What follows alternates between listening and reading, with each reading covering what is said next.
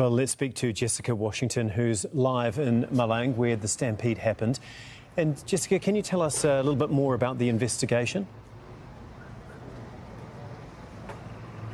Well, the investigation is underway, and part of that, of course, involves looking at the state of the Kanjuruhan Stadium in Malang, where we are now. And I just want to give you a sense of what that looks like right now, because in the daylight you really get a sense of how this tragedy unfolded.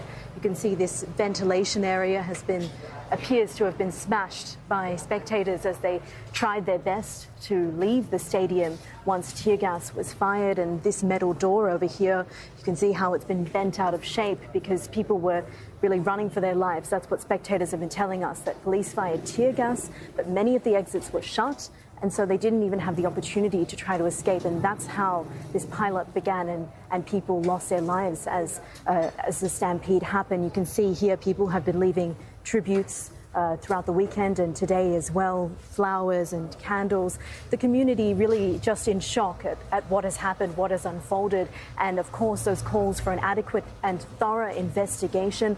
That investigation is still very much underway, but we understand that police are looking in particular at 18 officers who had some involvement in firing the tear gas. But the community here is so angry, and they are calling for answers. And you can see signs like this scattered throughout the stadium.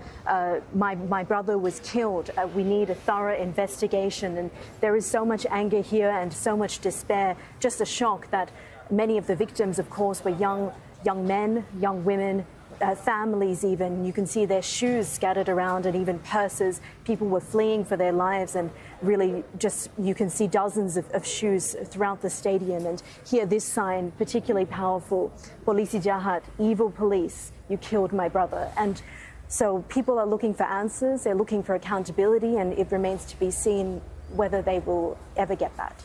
Indeed, thank you so much. That's Jessica Washington for us live from Malang.